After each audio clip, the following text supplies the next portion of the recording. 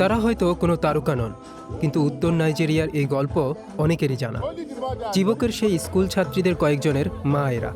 তাদের মেয়েদের 12 বছর আগে বোকো হারাম জঙ্গি গোষ্ঠী অপহরণ করেছিল। ঘটনাটা নাড়িয়ে দিয়েছিল পুরো বিশ্বকে। তারা চান বিশ্ব যেন তাদের দিকে নজর রাখে। তবে এবার অন্য গল্প নিয়ে সে গল্প আসার। এই চলচ্চিত্রে দেখানো হয়েছে ইয়ানা গালাং এবং অন্য মায়েদের সংগ্রাম। 2014 সালের ঘটনার পর কিভাবে তারা কঠোর পরিশ্রম করে সন্তানদের বড় করে তুলেছেন। আমাদের সাথে যা ঘটেছে তারপরেও আমরা ভেঙে পড়িনি। চাষ করি, সন্তানদের জন্য সবকিছু করি। এখন আমাদের গল্প সারা বিশ্বের সামনে। মানুষ আমাদের সাহস দেখছেন। যেসব নারীরা আমাদের মতো মানসিক বিপর্যয়ের মধ্যে দিয়ে যাচ্ছেন তাদের বলছি, শক্ত থাকতে হবে, সাহসী হতে হবে, নিজেদের বাকি সন্তানের জন্য, পরিবারের জন্য। অপহরণের 1 দশকেরও বেশি সময় কেটে গেছে। ইয়ানার মেয়ে এখনও বন্দী আরও 80 জনেরও বেশি মেয়ের সঙ্গে। চলচ্চিত্রের নির্মাতা কাচি বেনসন এই গল্পটা বলার পেছনে তার অনুপ্রেরণার কথা জানালেন। আমার মনে হলো চিবকের মায়েদের অন্য দৃষ্টিকোণ থেকে তুলে ধরা জরুরি। মর্যাদা, মাধুর্য, সহনশীলতা এবং সাহসের দৃষ্টিকোণ থেকে।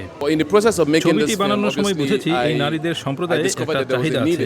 তারা সবাই কৃষক, চাষাবাদ করেই সন্তানদের পড়াশোনার খরচ চালান, কিন্তু ফলন খুবই কম হয় বলে কষ্টে থাকেন। তাই আমরা তাদের সঙ্গে কাজ করার সিদ্ধান্ত নেই। তাদের খামারে সহযোগিতা করি, বীজ দেই, প্রশিক্ষণ দেই।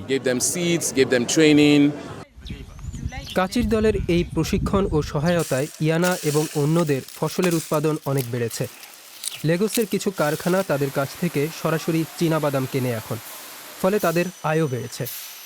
আর প্রিমিয়ারের জন্য লেগোসে গিয়ে তারা সেই কারখানাগুলো ঘুরে দেখেন, যেখানে তাদের চীনাবাদাম থেকে পিনাট বাটার তৈরি হচ্ছে। এখানে যা দেখলাম তাতে খুবই খুশি। আমাদের চীনাবাদাম এখন আন্তর্জাতিক হয়ে গেছে।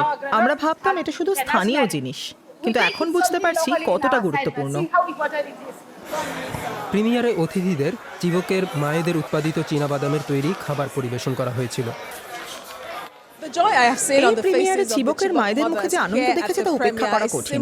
ইয়ানা গালাং এবং অন্য নারীরা উচ্ছ্বসিত যে মানুষ তাদের গল্পটা তাদের নিজেদের দৃষ্টিকোণ থেকে দেখতে পাবেন, জানবেন কিভাবে তারা যন্ত্রণাকে নিজেদের পরিচয় হতে দেন না।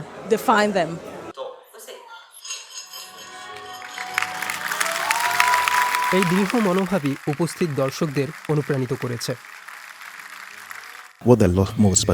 সিনেমাটাতে আমার সবচেয়ে ভালো লেগেছে এই নারীদের, এই মায়েদের অসীম শক্তি।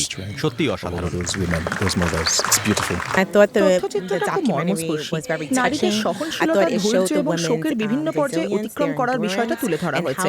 সেই সঙ্গে কিভাবে মানসিক আঘাত তাদেরকে জোটবদ্ধ ও আরো শক্তিশালী করে তুলেছে তাও দেখানো হয়েছে। আগামী কয়েক সপ্তাহে এই তথ্যচিত্রটি নাইজেরিয়া ও ঘানায় প্রদর্শিত হবে। আর সেই সঙ্গে ইয়ানা ও অন্য মায়েরা মেয়েদের ফিরে পাওয়ার আশা বাঁচিয়ে রাখবেন।